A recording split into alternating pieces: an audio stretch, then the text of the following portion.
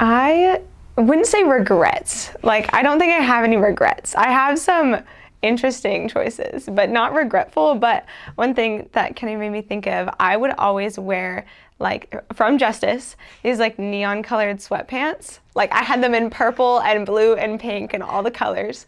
And I wore them for too long that I like outgrew them. And so they were like really ankle, like flood pants almost. But I still thought they were amazing. And I didn't like wear any other pants. I didn't start wearing jeans until like high school. I went into like the colorful, funky legging phase for a while. But again, not regretting. I really like it, and I still have some of them. Okay. So. Yeah, it's good to own it. For sure. I was like, that was me at the time, and that's okay. Yeah. Welcome back to Your Worth, Your Beauty, the podcast for 1035 Clothing, where we hear from women all around the world who are clothed in confidence, dignity, and worth. We're your hosts, Victoria and Angie, and we're so glad you're here. Well, let's dive in. Welcome, guys. We have Kennedy and Avry here. We are so excited to get to know you guys and hear a little more about yourself. Here's Kennedy. Kennedy is a sophomore at Lipscomb University, majoring in business management with a minor in fashion merchandising. Her love for fashion began in childhood, styling Barbies, American Girl dolls, and watching red carpet events with her mom. She now channels that passion into content creation for the 1035 Instagram and Facebook. Outside of academics, Kennedy enjoys reading, line dancing, traveling, and spending time with her dog. Yay, Kennedy. My dog. Well, let's talk about Avry for a second.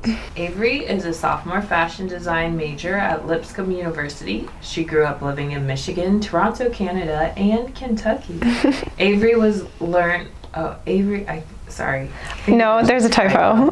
My bad. I keep thinking was learned. Avry learned the art of sewing from her grandmother and mother beginning at age 3. Since then, Avry has sewn everything from pillowcases and Halloween costumes to prom dresses and a three-piece college collection.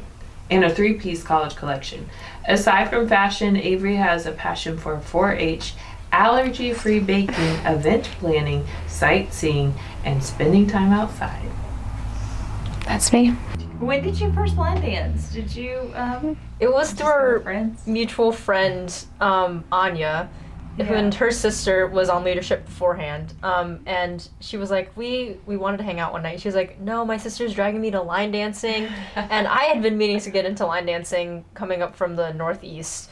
I was inclined to try it, and I didn't know how much I would fall in love with it. So, She fell hard. yeah. I like that. Avry, do you join, or are you like? Absolutely, yes. Yeah. Kennedy and I have been dance partners since like Lip Sync, which is this lip sync battle that Lipscomb puts on for freshmen, and we were in the same group. Also, Anya was in that group too. So we've been learning to dance together since freshman year. And we had to choreograph that We did. weeks beforehand. We did. Kennedy taught me how to do a jazz square. What? It took a while. Got the jazz but square down. now I have it down. Get off Now I have it. Will you guys tell us more about your fashion major design background? What is that? What did you hope to be able to do? What is your dream Wanna go job? first? Sure. So, yes, fashion design major at Lipscomb, and I'll be pursuing a BFA and then minoring in fashion merchandising. And like it said in the bio, thank you for sharing that. I've been sewing for as long as I can remember, and I've always wanted to have my own fashion brand. One year for Halloween, I was a fashion designer. Like, this has always been something I've wanted to do. And I'm so thankful to be able to pursue it at Lipscomb. So far, that's looked like taking classes like pattern making or basic design, and sewing classes along with merchandising classes like fashion industry to learn the business side of fashion as well. So that's very important in order to be able to sell your products and make a living. That's a little bit about what it's looked like so far. Tell them about the pants you just smocked. That's true. Smock some pants. I smocked some pants. So in my pattern making class, we were assigned to make a pair of pants, which can be really anything you want it to be. Everybody in the class got the same basic instructions to make like a pair of trousers, classic pair of trousers. And the cool thing about that is that when you make a pattern, you start with a basic instructions that essentially creates a connect the dots. So it'll be like, point A to point B is your waist measurement, for example, and you measure your waist and then you create point A and point B on this giant empty piece of fabric or empty piece of paper. And then from that, it creates the blueprints, kind of like an architecture for your final garment. And from there, you're able to adjust and add things. So my professor, Maria Simmons, really helped me to understand how to do that, because this is only the second pattern I've ever made. And then the smocking part comes in, where I wanted to have 2 side panels that were fully smocked. Now, smocking is where you take needle and thread by hand, and I did it in 4x4 or in square inches. So you put one in each corner, a thread in each corner, and then pull it tight, and it gathers it and creates this cool star shape, and it's really 3D and it feels really cool. And that in that there's 175 squares that are smocked on each side, which comes out to be 688 stitches. And the entire project took me 57 hours to make total, including the pattern making and the smocking and everything. But I'm super happy with them now. They're currently on display at Lipscomb's museum exhibition that we have open until November 16th of the process, and it's all Nashville themed. That's so cool. Yes, ma'am. Thank you. I almost wore them today, but they didn't match the rest of the outfit. So Kennedy can get a little bit of content creation Oh. with you in them. That's just like throwing that out. okay, thank you. But yes, we have a lot of creative freedom, which is so incredible to work with. Well, I'm a business management major and fashion merchandising minor, Yes. and I haven't gotten the opportunity to take my first fashion class until this semester, which is fashion illustration that we're currently in, and it has been amazing, pushing me creatively and artistically, because before I could never draw a straight line or a human being, and now I feel like I can do it decently. Yes, you can. And so I knew I like leading people and organizational leadership, and I have these executive function, as my mom likes to call them, skills, and I've always loved fashion. And at the gala, or before the gala, they had a panel with the Tennessee Fashion Council, and it was all these women in like pattern making, jewelry. There's one in like knitting. That's Knitwear designer. Yeah. That are kind of at the fusion of business and fashion, and just seeing those women having the life that I want to be, and in the industry in the area that I want to be in, was super inspiring. Yeah. That's great. I have a question about, so when I think of fashion, I think of it more as like an art career. Did your parents or people who are influences in your life have concerns about you going after a fashion career, or have they been supportive in it? So I think there was apprehension, Yeah. but it was never a, no, you can't do this. I grew up with a really supportive family, which I'm so thankful for.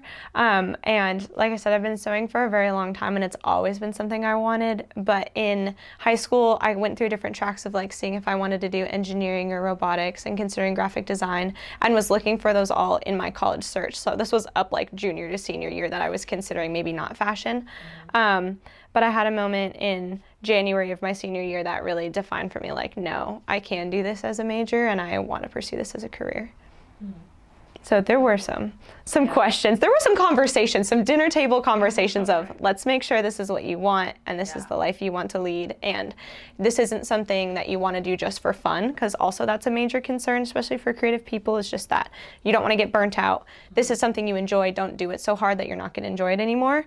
But I was like, no, we can go all the way. Like, I have faith. I want to do this forever. I love that. Yeah, my parents have also been super supportive. I'd been kind of on and off designing throughout the years. I have like 3 or 4 different sketchbooks, just from ages like 5 to even now, like 20, which is really weird to say.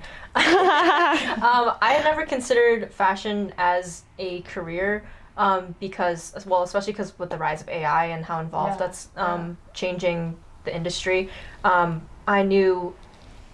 didn't know I was going to be a business major until my senior year, because I was looking for an architecture program at a private college, which led me to Belmont. And then I spent a week doing, I'm forgetting what the class is called, but it was like actually like drawing architectural designs and like caving out space for like the HVAC and electrical and plumbing. And I was like, nope, not for me, don't care.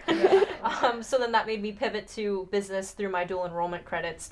And then I decided to take on a fashion minor because I don't know, they were just classes, and I could use the creativity in something that I loved versus like business.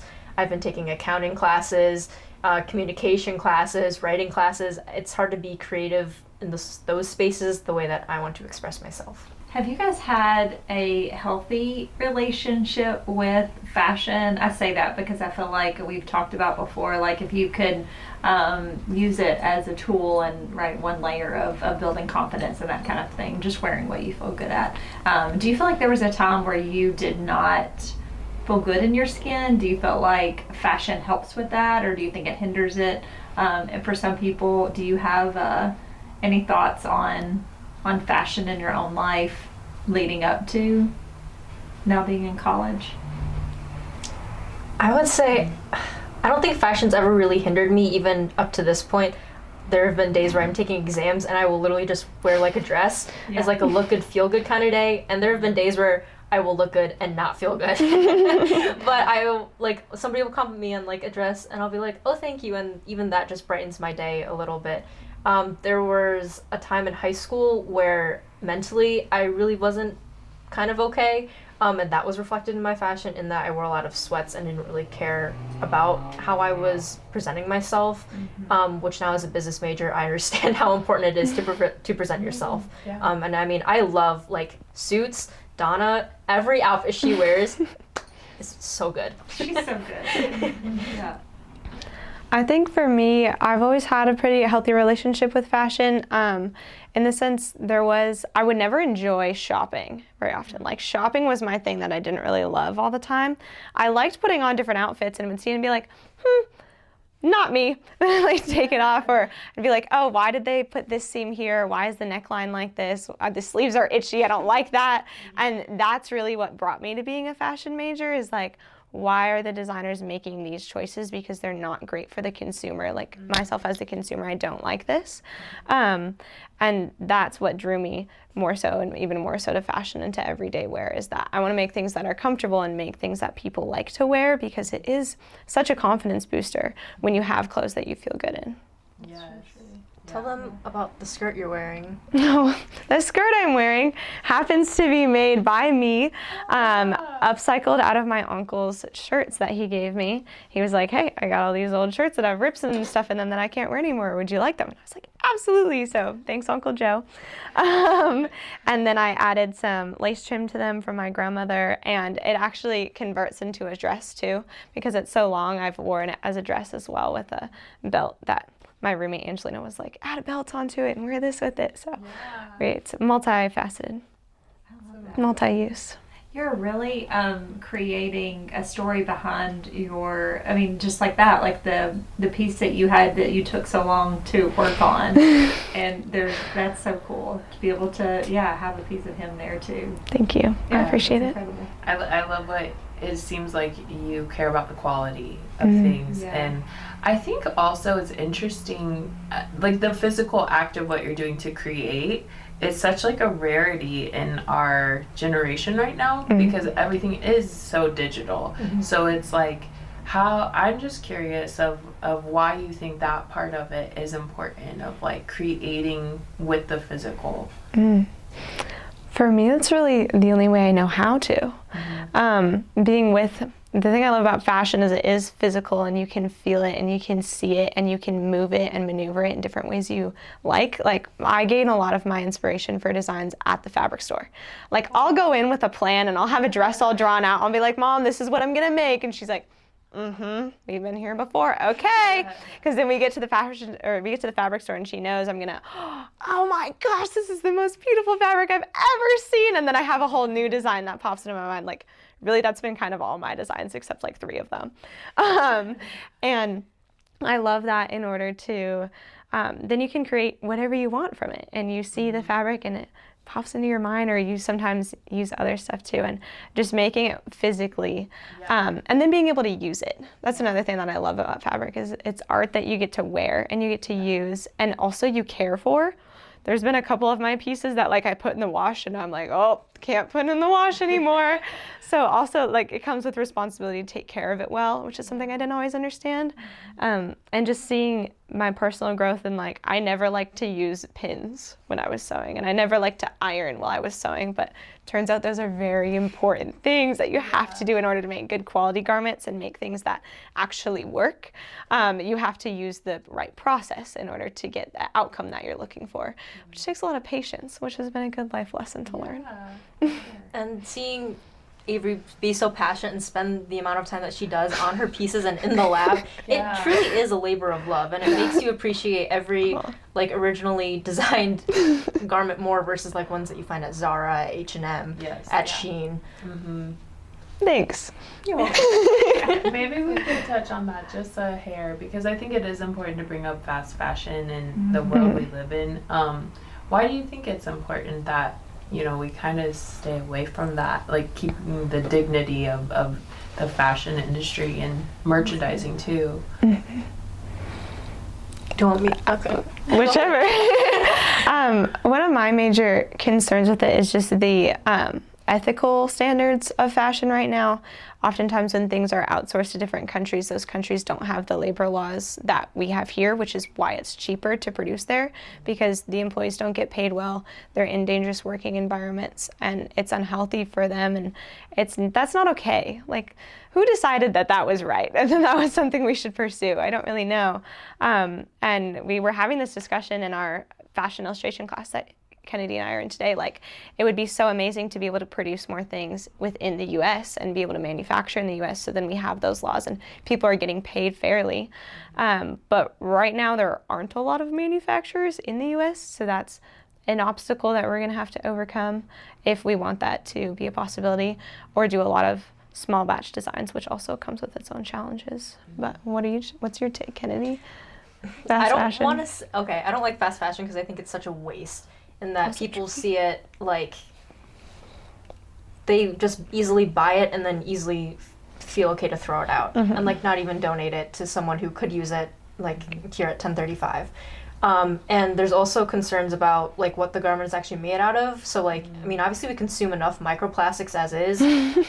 There's been studies about what plastic does and how often we wear it that doesn't have positive health effects.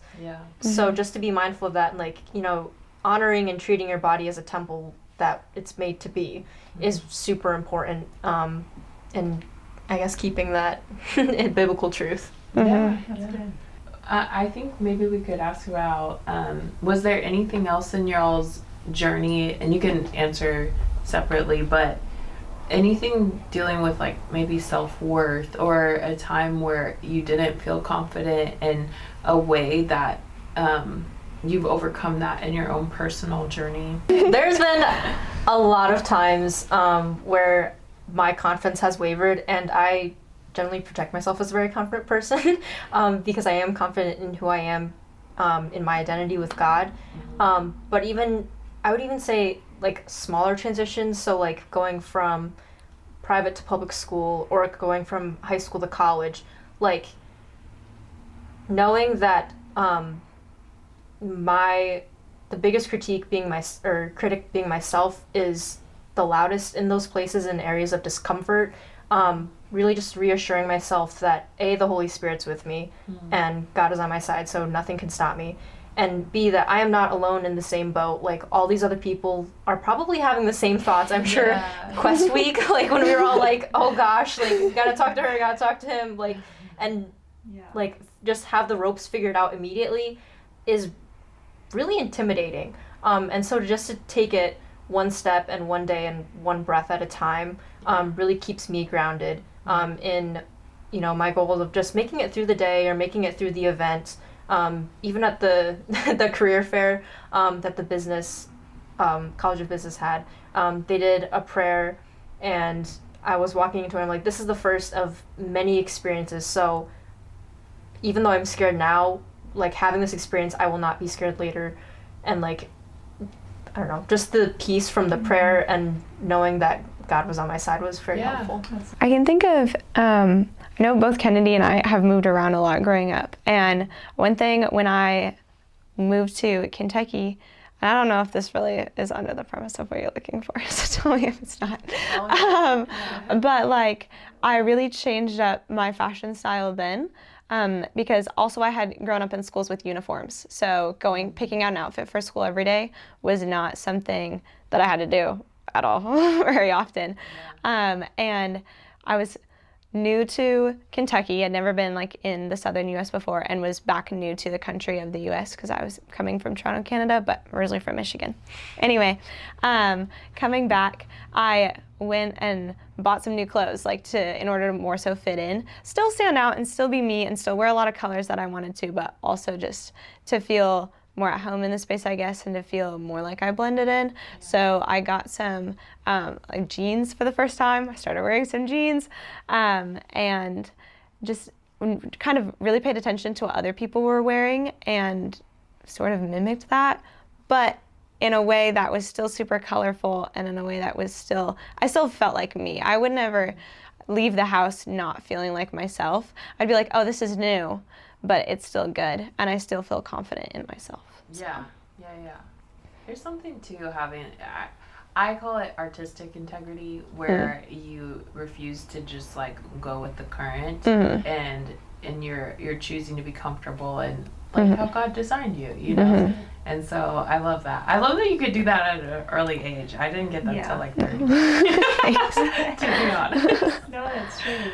Well, especially, I feel like we've talked about the struggles of being in middle school and then high school and a little bit beyond, but I feel like you're more you're more likely to just go with the flow, to just kind of blend in. So I completely agree with what she's saying. Like, it takes a little bit of courage to just be you, to just do what you feel like you're designed to do. I would love to ask one more question if we have time.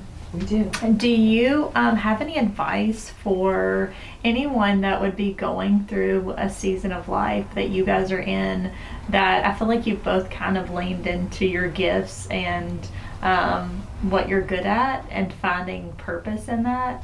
Do you have any advice for how to find that for someone else? Like, I feel like you're both confident in those things, the gifts that God's given you to be able to sow and find the business and those things. Do you have any advice for people? Oh, okay.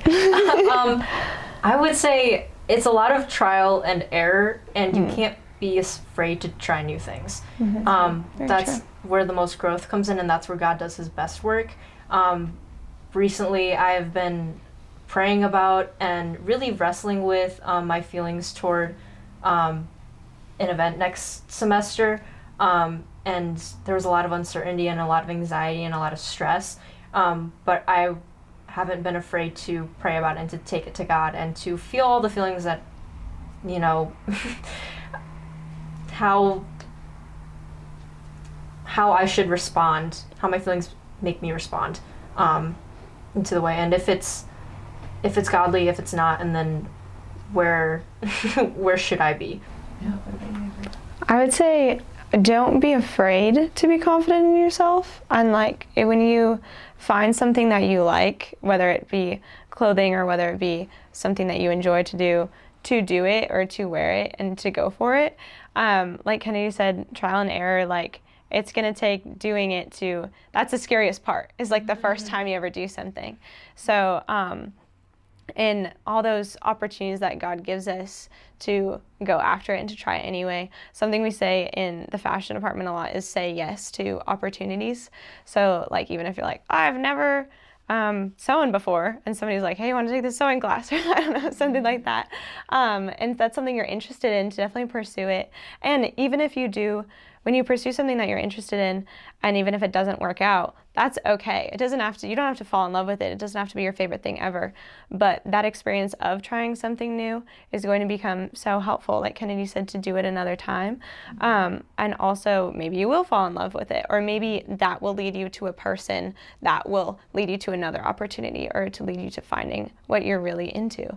And so not being afraid to try it, being confident in who you are and how you're designed, because God made you, and we're us, and we're born that way for a reason. So God's going to use you in whatever way that you are. Very adventurous. I love it.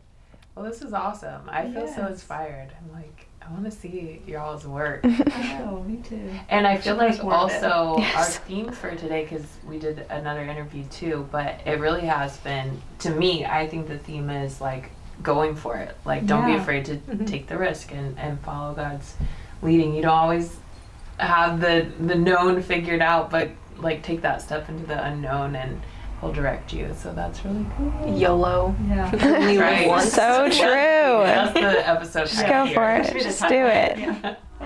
Very good. This has been another episode of Your Worth, Your Beauty. If you want to get in touch with us, you can find us on Instagram, Facebook at 1035 Nashville, and YouTube at 1035.stories.